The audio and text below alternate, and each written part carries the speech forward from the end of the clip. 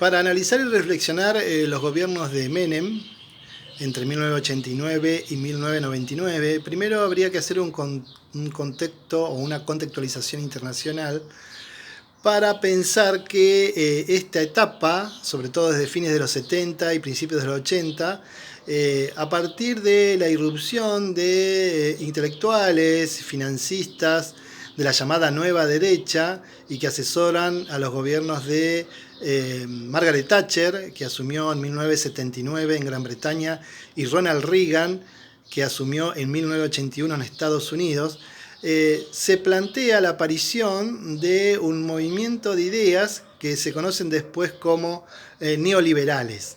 Aquí, frente a esta disputa, a posteriori de la Segunda Guerra Mundial, en el contexto de Guerra Fría, hay autores que señalan que estos gobiernos capitalistas ya van teniendo la información de que a la Unión Soviética le queda poco tiempo de vida. Y es así que se van desenvolviendo políticas que atacan a las conquistas de los trabajadores o atacan a lo que el propio capitalismo construyó, que es el estado de bienestar.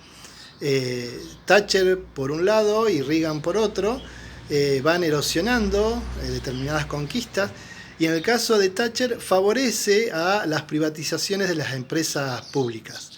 En este contexto, en el verano del 89, justamente antes de la asunción de Menem, incluso las elecciones en nuestro país habían sido el 14 de mayo de 1989, se produce en Estados Unidos una reunión que se conoció como el Consenso de Washington.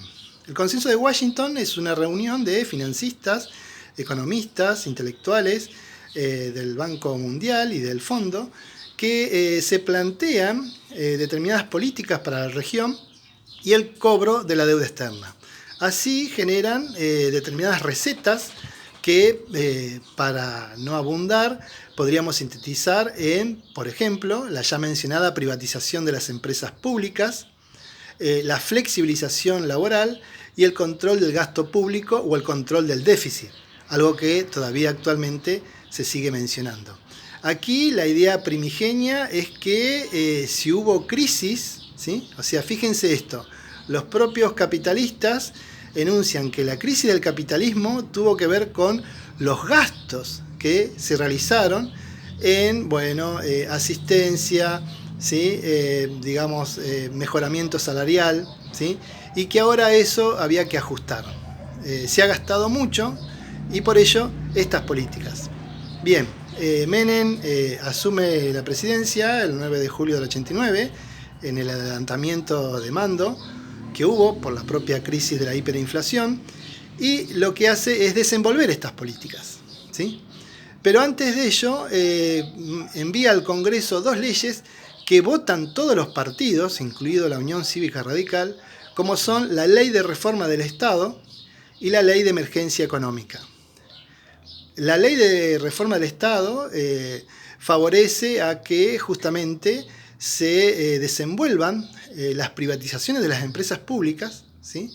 Que si bien había toda una campaña de los medios, sobre todo capitaneado por dos reconocidos periodistas como son Bernardo Neustadt y Mariano Grondona, que van tallando en la ciudadanía la idea de que el Estado es algo monstruoso que hay que liquidar. Si bien podemos saber de que hay empresas estatales que tenían déficit, lo que hizo, estas políticas es, efectivamente liquidarlas y rematarlas a precio vil. La privatización de los ferrocarriles, de las empresas estatales, de la marina mercante, ¿sí?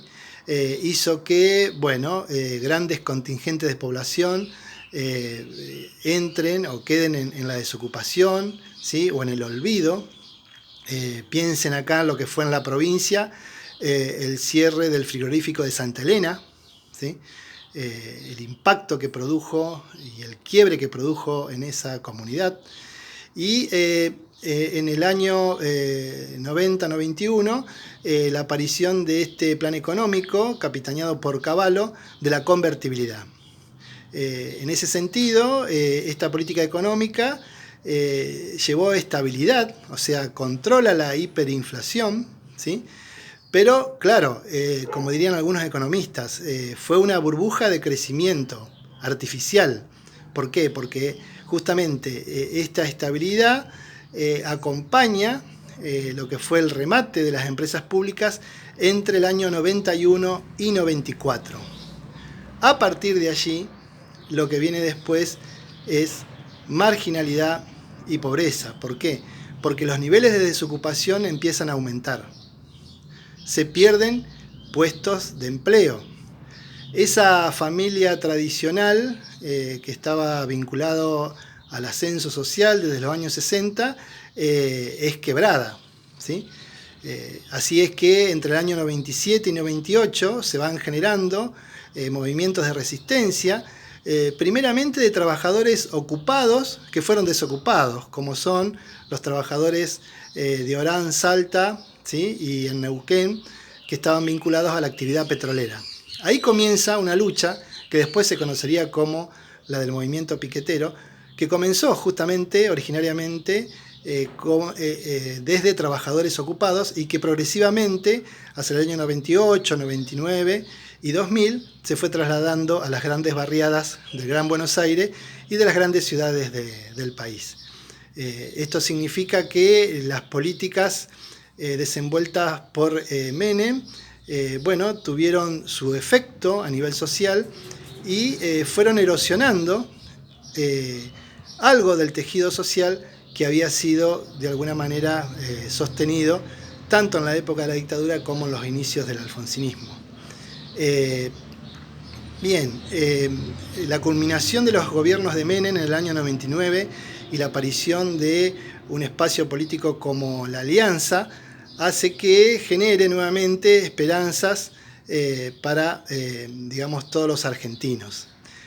Antes de mencionar a los gobiernos de las alianzas, hay que decir que Menem promovió una reforma educativa a partir de la Ley Federal de Educación en el año 93, que lo que hizo centralmente es seguir fragmentando al sistema educativo. Ahora se trasladaban los servicios de la nación a la provincia, de las provincias a los municipios, y eso hace que cada provincia se haga cargo de su jurisdicción. O sea que significa que de pronto teníamos 24 sistemas educativos distintos según la provincia, ¿sí? Esta idea de descentralización también es una idea neoliberal, ¿sí?